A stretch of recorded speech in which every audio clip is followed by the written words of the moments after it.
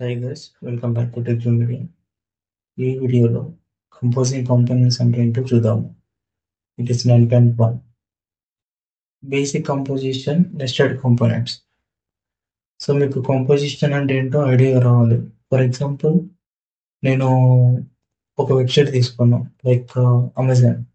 అమెజాన్లో ఎలా ఉంటుంది, సార్టింగ్స్ కానీ వాడు ఇచ్చిన టేబుల్స్ కానీ, సో ఇవన్నీ ఒక్కొక్క కాంపోనెంట్.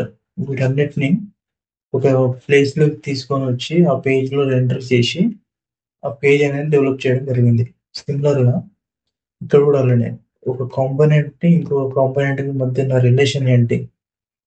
ఆ బాండింగ్ ఎలా కంపోజ్ చేశారనేది ఈ వీడియోలో చూస్తాము. Composition start with nested components. One component can render another component inside it. ఒక కాంపోనెంట్ వేరే కాంపోనెంట్‌ని కూడా రెండర్ చేయగలుగుతుంది అనేది కాన్సెప్ట్. సో ఇందులో ఫస్ట్ ఎగ్జాంపుల్ మీకు ఆల్రెడీ తెలిసి ఉంటుంది. నేను ఇంతకుముందు వీడియోస్‌లో కూడా చాలా చేసి చూపెట్టాను. సో ఒక కాంపోనెంట్ హెడర్ అనేది ఒక కాంపోనెంట్. మీరు గుర్తుంచుకోండి, మీరు ఇదే ఫైల్‌లో కాంపోనెంట్ రాసుకోవచ్చు ఆర్ ఎల్స్ వేరే ఫైల్ క్రియేట్ చేసుకొని దానిలో కూడా ఇదే కాంపోనెంట్ రాసుకోవచ్చు. బట్ డిఫాల్ట్ ఎక్స్‌పోర్ట్ ఫంక్షన్ అయితే ఉండాలి. సో అక్కడ ఎక్స్‌పోర్ట్ చేసి ఇక్కడ ఇంపోర్ట్ ఫంక్షన్ అయితే ఉండాలి. కానీ నేను ఇక్కడనే ఒకటే దగ్గర రాశాను కాబట్టి నో నీడ్ ఎక్స్‌పోర్ట్ అనేది అవసరం లేదు. ఎందుకంటే ఇది చాలా చిన్నగా ఉందనేసి ఒకటే ఫైల్‌లో రాశాను. బట్ ఇక్కడ కంటెంట్ ఇది కాకుండా ఒక 100 ఒక 1000 లైన్స్ ఉంది అనుకోండి. So better to right in another file. Another ఫైల్‌లో రాసి అనదర్ కాంపోనెంట్ లాగా ట్రీట్ చేసి అది ఇక్కడ ఇంపోర్ట్ చేసుకుంటే కొంచెం నీట్‌గా ఉంటుంది. మనకి అలాంటి ఇంకొక 10 వచ్చినా కూడా ఈజీగా హ్యాండిల్ చేయడానికైతే ఆప్షన్ ఉంటది. So that is the main use of component. So ఇక్కడ ఇలా కంపోజ్ చేశాను చూడండి. ఈ యాప్ అనేది మెయిన్ కాంపోనెంట్. దీని లోపల హెడర్ అండ్ ఫోల్డర్ కాల్ చేసుకున్నాం. సో ఇక్కడ కంపోజ్ చేశాను. ఓకే. సో కంపోజ్ చేస్తే మనకి ఒక కాంపోనెంట్ ఇంకొక కాంపోనెంట్‌లో ఉన్న డేటా ఎంటర్ చేసేసి మొత్తం చూపిస్తుంది. Okay. Passing props between components. Props allow you to pass data from one component to another. This enables dynamic rendering. మనకు తెలుసు ఆల్రెడీ. మనకి ప్రాప్స్ మనం చూసుకున్నప్పుడు ప్రాప్స్ ఇలా ఒక కాంపోనెంట్ నుంచి ఇంకో కాంపోనెంట్‌కి డేటా పాస్ చేసుకొని ఆ పాస్ చేసిన డేటాని you can use in children components. Using children props for composition ఇది చాలా ఇంపార్టెంట్. సో ఈ కాన్సెప్ట్ అయితే కొంచెం ప్రాపర్‌గా వినండి. ఫర్ ఎగ్జాంపుల్ నేను ఇక్కడ ఉన్న ఎగ్జాంపుల్‌లో ఒకసారి ఎక్స్‌ప్లెయిన్ చేస్తాను. సో ఒక కార్డ్ తీసుకున్నాం. మీరు ఒక వెబ్‌సైట్ తీసుకోవాలి, లేదంటే ఇంకేమన్నా థింగ్స్ తీసుకోవాలి. మాక్సిమం ఎలా ఉంటుందంటే దానికి ఒక డిజైనింగ్ ప్యాటర్న్‌లో కొన్ని కార్డ్స్ గానీ, కొన్ని అకార్డియన్స్ గానీ, ఇంకొన్ని థింగ్స్ అంటే ఒక దగ్గర యూజ్ చేసింది ఇంకో దగ్గర యూజ్ చేస్తారు. ఎందుకంటే ఒక్కొక్క దగ్గర ఒక్కొక్క కార్డ్ పెట్టి యూజర్‌కి ఇంటర్ఫేస్ బాగుండదు కదా! సో మనకు ఒక కార్డ్ డిఫైన్ చేసుకున్నాం. ఆ కార్డ్‌లో ఆ కార్డ్ కొంచెం బార్డర్ గానీ, లేదంటే షాడోస్ గానీ, ఇలాంటి బ్యాక్‌గ్రౌండ్ గానీ, సో ఇలాంటి ఆ కార్డ్‌కి మనం ఇచ్చుకున్నాం. సో అదే కార్డ్ 100 ప్లేసెస్‌లో కూడా వాడినా కూడా దాని ప్రాపర్టీసే వస్తాయి. సో వెబ్‌సైట్ మొత్తం కూడా ఒక లుక్ అండ్ ఫీలింగ్ వస్తది. ఓకే. సిమిలర్‌గా సేమ్ ఇలానే ఇక్కడ ఏంది చిల్డ్రన్ తీసుకోండి. చిల్డ్రన్ అనేది ఒక నోడ్. రియాక్ట్‌లో ఉండే ఒక నోడ్. సో ఆ నోడ్‌ని ఇది ఇన్‌పుట్ లాగా తీసుకుంది. ప్రాప్ లాగా తీసుకుంది. సో ఇదేం చేస్తదంటే దీని లోపల ఉన్న కోడ్ ర్యాప్ చేసుకొని ఈ చిల్డ్రన్ అంటే ర్యాప్ చేసుకున్న కోడే. ఇది పేరెంట్ కాంపోనెంట్ లాగా అయితే వర్క్ అవుతది. సో పేరెంట్ ట్యాగ్‌లో అయితే వర్క్ అవుతది. దీని లోపల ఉన్న అంత కోడ్ కూడా చిల్డ్రన్ కిందకి వస్తది. ఆ చిల్డ్రన్ నువ్వు ఇక్కడ చూపెట్టాలి అనేది కాన్సెప్ట్. ఇది చాలా ఇంపార్టెంట్. అండ్ హియర్ దాని యూసేజ్. సో కార్డ్ అని పెట్టాను. మీరు కార్డ్ అనే కాదు మీ ఇష్టం అని పెట్టుకోవచ్చు. అది మీ ఇష్టం. సో నేనైతే కార్డ్ పెట్టేసి దాని లోపల ఈ టైటిల్ ఇది ఇచ్చుకున్నాను. సో నాకు ఇంకొక కార్డ్ కూడా కావాలి. So different kind of cards కావాలనుకున్నప్పుడు we can reuse this card component. Okay. అది important. And higher order components. ఇది కూడా చాలా ఇంపార్టెంట్. బట్ ఏంటంటే రియాక్ట్ పైన ఇంకొంచెం ర్యాపర్గా చేస్తారని రాశారు. సో వీటి మధ్య ఏమైందంటే అక్కడ కొంచెం దీని యూజబిలిటీ అయితే తక్కువైంది. బట్ నేటివ్ రియాక్ట్లో మాత్రం ఇది ఇంకా యూజ్ చేస్తున్నారు. ఏంటంటే ఇది హైయర్ ఆర్డర్ కాంపోనెంట్స్ అంటే ఏంటంటే, ఫర్ ఎగ్జాంపుల్ నాకు ఒక లాజిక్ ఉంది. ఒక బిజినెస్ లాజిక్ ఉంది. ఐ మీన్ ఒక యూజర్ లాగిన్ అయ్యాడు. సో వాడు లాగిన్ అయ్యాడా లేడా అనేది మనం ఒక బూలియన్ అయితే మెయింటైన్ చేస్తాం. If he is logged in true or if he is not logged in false అని ఒక బూలియన్ అయితే మెయింటైన్ చేసాం. ఈ ఎగ్జాంపుల్ నేను చెప్తున్నాను, మీరు ఇమాజినేషన్ తీసుకోండి. సో నేను ఏం చేశానంటే కొన్ని ప్రొజెక్టర్ రౌట్ పెట్టాలనుకున్నాను. ప్రొజెక్ట్ రౌట్స్ అంటే ఆ పేజ్కి ఓన్లీ అథెంటికేటెడ్ యూజర్ మాత్రమే లాగిన్ అవ్వాలి. He can only deserve to gain data from the protected data. So అలాంటి టైంలో ఏం చేస్తామంటే ప్రతి చోట వాడు లాగిన్ అయ్యాడా లేదా అనేది చెక్ చేయం. మనం ఒక కాంపోనెంట్ రాసుకుంటాం సిమిలర్ లైక్ దిస్. ఆ ప్రొటెక్టెడ్ కాంపోనెంట్కి మనం ఒక దాంతో ర్యాప్ చేయాలి, ఒక ఫంక్షన్తో ర్యాప్ చేయాలి. దాంట్లో ఏముందంటే డేటా ఉంటుంది. సో ఈ ఫంక్షన్లో ప్రాప్స్ కింద మనం డేటా పాస్ చేయాలి. ఓకే, ఆ పాస్ చేసిన డేటా అది ఇంకెక్కడైనా యూజ్ చేసుకోవచ్చు. దట్స్ అంటే అది ఒక కాంపోనెంట్ తీసుకొని ఇంకొక కాంపోనెంట్ రిటర్న్ చేసేదాన్ని హైయర్ ఆర్డర్ కాంపోనెంట్ అంటారు. ఇక్కడ ఒక component as input and the output is also a component. ఒక కొత్త కాంపోనెంట్ విత్ ప్రాప్స్తో పాస్ చేసి ఇచ్చింది. సో అప్పుడు మనం బిజినెస్ లాజిక్ ఇలా రాస్తాం. ప్రొటెక్టెడ్ రౌట్లో కూడా as I have this data ఉంటే you can show this data అని సో ఆన్ పెట్టుకోవచ్చు. Okay, that is all about higher order component. ఇక్కడ ఉన్న ఎగ్జాంపుల్ ఒకసారి ఎక్స్ప్లెయిన్ చేశాను. సో యా, విత్ లాగింగ్ అనే ఒక హైయర్ ఆర్డర్ కాంపోనెంట్ అయితే రాసుకున్నాడు. దాని లోపలికి ఇన్పుట్గా కాంపోనెంట్ అయితే తీసుకున్నాడు. ఆ కాంపోనెంట్ లోపలికి ప్రాప్స్ వెళ్తున్నాయి. దాంట్లో ప్రాప్స్లో నేను ఏం చేశాను, ప్రాప్స్ని కాన్సల్ చేశాను. అండ్ నాట్ ఓన్లీ దట్, ఈ ప్రాప్స్ మనకు వచ్చిన కాంపోనెంట్కి యాడ్ చేసి పంపిస్తున్నాను.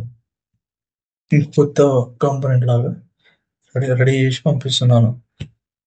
Okay, up to hear good. Okay, and greeting అనే కాంపోనెంట్ రాసుకున్నాను. ఆ కాంపోనెంట్లో నేమ్ అనే ప్రాప్ ఉంది. ఆ ఏ ప్రాప్ అంటే ఇది ప్రాప్.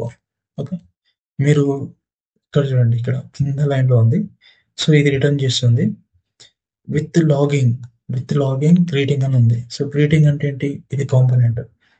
దీంట్లోకి ఒక ప్రాప్ లాగా నేమ్ వెళ్తుంది దీనికి.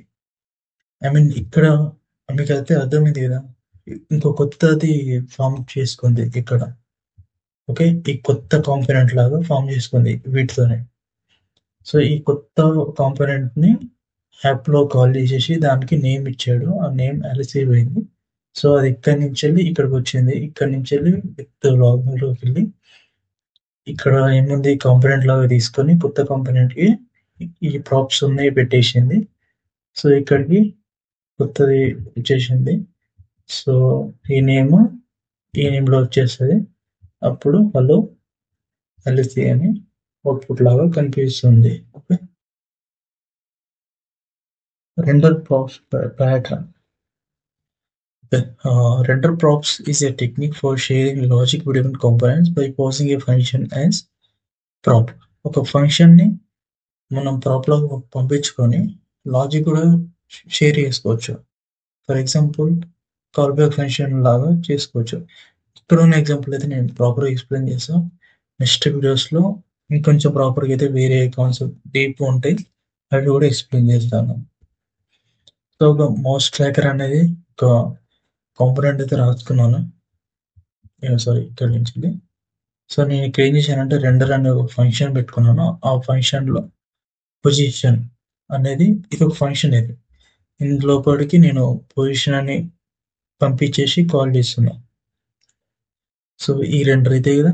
సో ఇది కాల్ చేసుకున్నప్పుడు ఎక్కడైనా వేరే కాంపోనెంట్లో మౌస్ ట్రాకర్ని కాల్ చేసుకున్నప్పుడు దే నీడ్ టు గివ్ ఆ కాంపోనెంట్ రెండర్ అనే ప్రాప్ అయితే ఇవ్వాలి.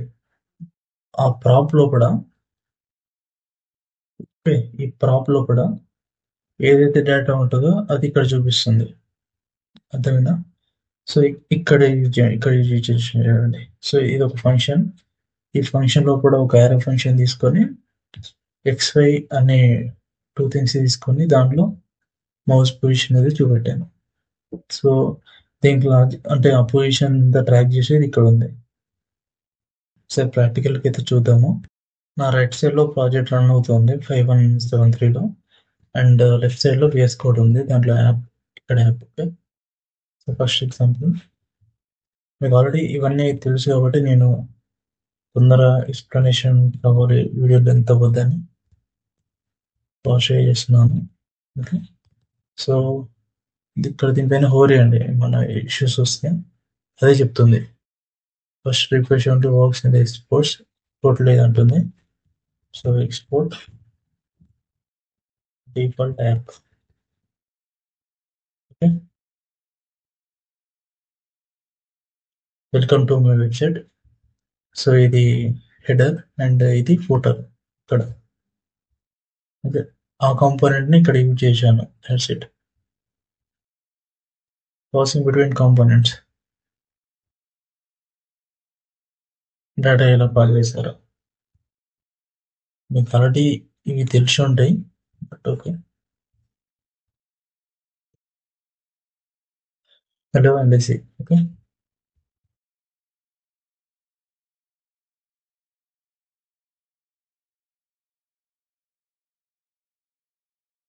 సారీ, చిల్డ్రన్ ప్రాప్స్ తో ఎలా చేస్తారు.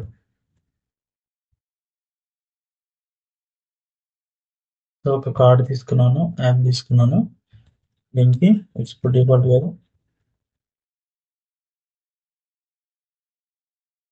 యాప్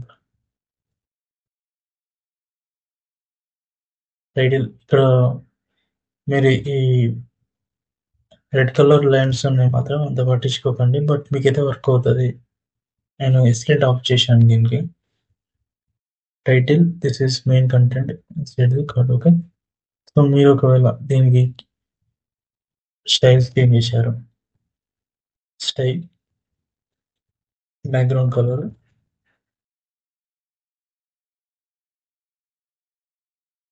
రెడ్ ఇచ్చారు, రెడ్ కలర్ వచ్చేసింది కదా. అండ్ బార్డర్ రేడియస్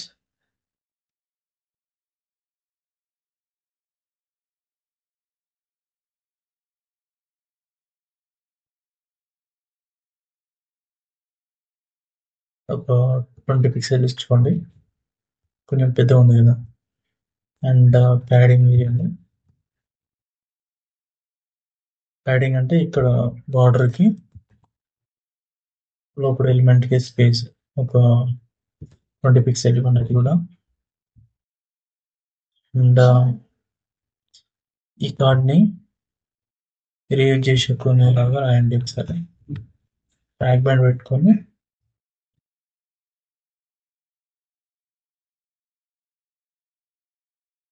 నేను ఒక 4 కార్డ్స్ అలా పెట్టుకాను. సో ఒక మార్జిన్ ఇద్దాం వీటికి.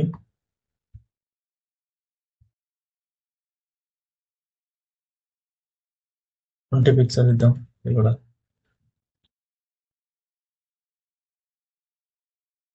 20 పిక్సెల్ ఇచ్చాను. అండ్ సో మీరు కూడా ఇలా కొంచెం క్రియేటివ్గా ఆలోచించి డిజైన్స్ డెవలప్ చేసుకునేటట్టు అలవాటు చేసుకోవాలి. ఓకే, ఇప్పుడు నాకేంటి ఫుల్ స్క్రీన్ పెడుతున్నా, నాకు ఎన్ని కార్డ్స్ ఉన్నాయి, 1 2 3 4 ఉన్నాయి. సో నేను ఈ కలర్లో ఇవన్నీ కన్సిస్టెంట్గా ఉన్నాయి కార్డ్స్, బట్ నేను రెడ్ వద్దు బ్లూ కలర్ కావాలనుకుంటున్నా. నేను అప్పుడు ఏం చేస్తా, ఇక్కడ తీసేసి బ్లూ పెడతా. చాలా సింపుల్గా అయిపోయింది. ఓకే, సో మీరు ఈ కార్డు వాడకుండా ప్రతి దగ్గర బ్లూ అని పెట్టుకొని వెళ్తే అన్నిటి దగ్గర చేంజ్ చేయాల్సి వస్తుంది. సో లిటిల్ బిట్ కాంప్లికేటెడ్ నా. సో అందుకని ఈ చిల్డ్రన్ ప్రాప్స్ అక్కడ చాలా బాగా యూజ్ అవుతాయి, అంటే లేఅవుట్ ఫైల్లో మెయిన్గా అయితే కాంపోనెంట్స్లో చిల్డ్రన్ ప్రాపర్టీస్ అయితే యూజ్ చేస్తారు లేఅవుట్స్లో కూడా. సో ఈ మౌస్ ఎగ్జాంపుల్ చూడండి. సో మౌస్ ట్రాకర్ అనేది నేను ఒకటి తీసుకున్నాను. దాంట్లో కూడా రెండర్ అనే ఫంక్షన్ రాసుకొని దాంట్లోకి ఇక్కడ XYలో ఈ కర్సర్ ఇక్కడ ఉందో అది ఆ కోఆర్డినేట్స్. సో నేను పైకి లెఫ్ట్ టాప్లో తీసుకొని వెళ్తే అన్ని 0 అవుతాయి. సో ఇక్కడ అన్ని 0 ఉంది X and Y. For example నేను ఇక్కడ మధ్యలో తీసుకొని వస్తే ఇలా. సో XY కర్సర్ పొజిషన్ ఎక్కడ ఉంది అనేది మనం తెలుసుకోవచ్చు దీంతో. Okay, so let's see.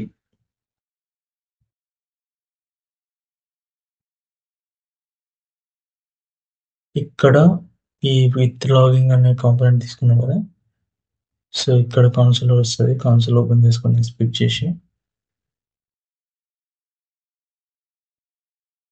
Okay, ఇక్కడ ఆబ్జెక్ట్ ఉంది. ఇక్కడ మనం పంపించిన నేమ్ ఉంది. Hope you understand. If you are not subscribed to our channel, please do subscribe. Thank you.